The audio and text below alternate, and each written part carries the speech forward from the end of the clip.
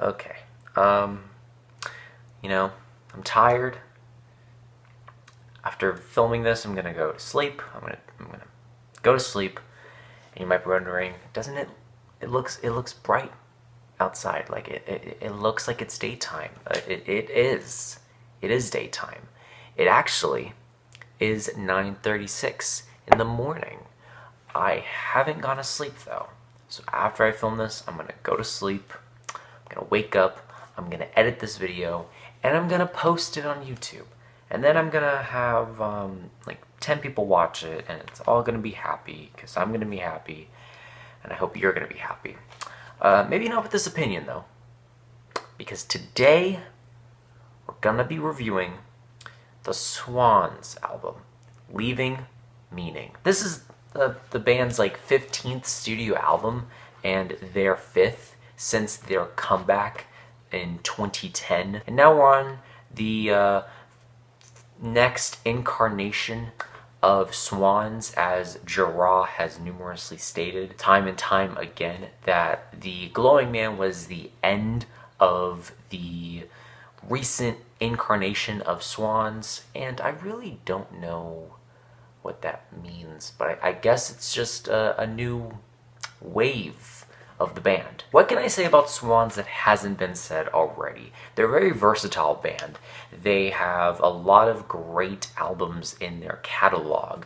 Cop, Filth, and Greed have more of a grimy, no-wave aesthetic to them, while albums like White Light have a very Neofolk inspired tune to them. And then you have their latest incarnation with To Be Kind and The Seer and The Glowing Man having these very visceral guitar passages that are very post-rock inspired.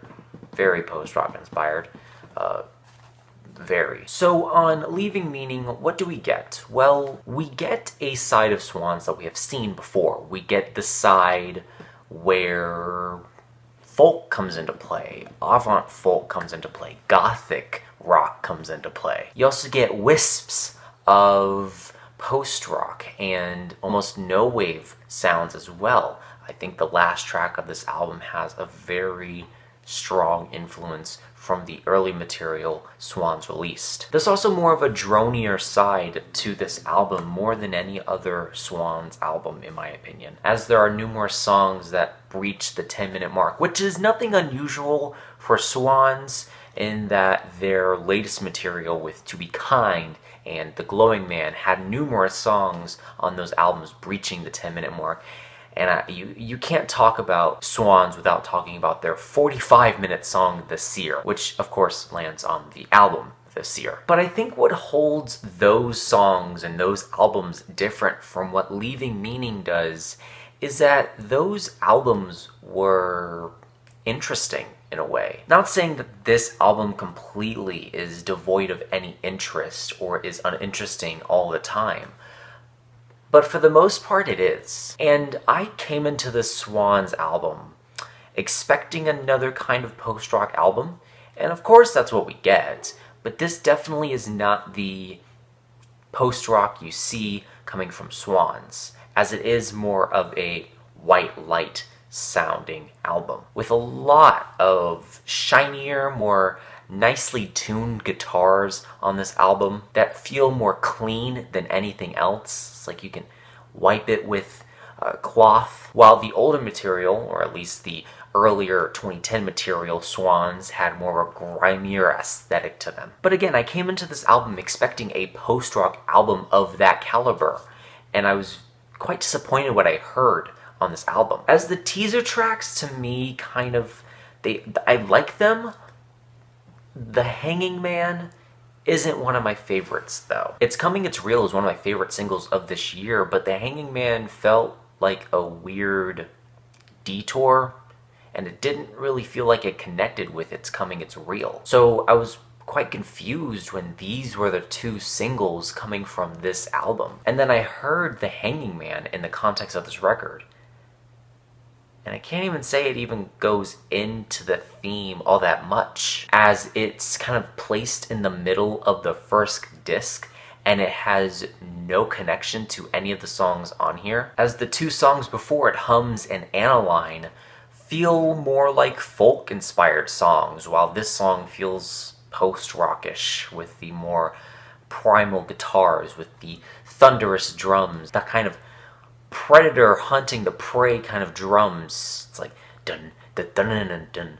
Dun, dun, dun, dun. And the crescendo on this track isn't bad, but it's in the halfway mark of this song, so it kind of feels weird. It feels misplaced. And that's also another criticism I can say about this album, is that a couple songs on here feel like they're put in the wrong spot. As the first disc of this album, I will say it does have, mostly, for the most part, does have a nice consistency to it, the exception being obviously the Hanging Man.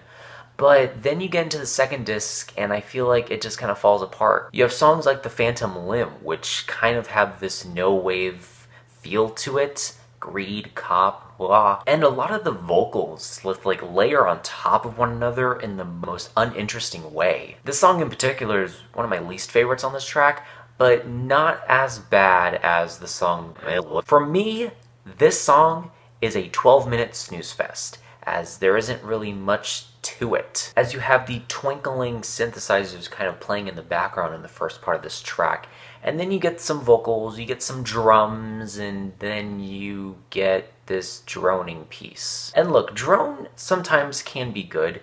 I'm not the hugest fan of it, but it doesn't interest me as much as the older Swans material does, where they can actually use drone to their benefit to create a kind of rising effect, kind of like this anticipation or this suspense for a great crescendo. But on this track, there isn't really much of a crescendo. Rather, when it goes to this crescendo, it kind of just farts. And it really doesn't go into a crescendo. It just kind of seems like it rises forever. And then you get the song It's Coming, It's Real, which is, again, one of my favorites, but it doesn't fit. It just doesn't fit. Yeah, it's dreamier. Yeah, it's, more of Gira singing, and I do like him singing. But in the context of this second disc, why is it here? And why does the track after It's Coming, It's Real sound like it started recording after the bandmates started to play their instruments? It's like someone said, oh my gosh, I forgot to press the record button.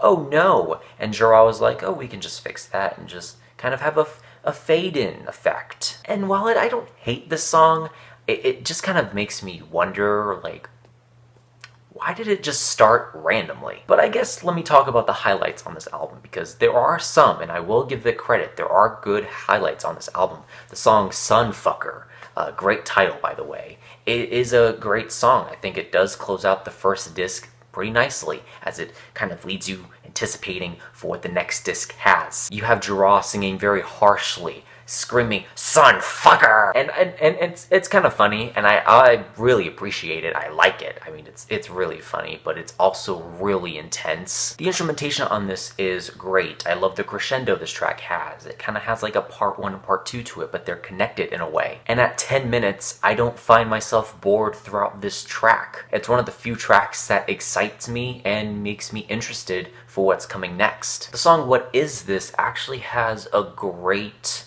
set of lyrics that are potent, majestic, poetic. Gira is singing very beautifully, harmonizing with these droning synthesizers in the background, and this time drone does work to Gira's benefit. The background jingles feel like it's a beautiful ending to a majestic Christmas story.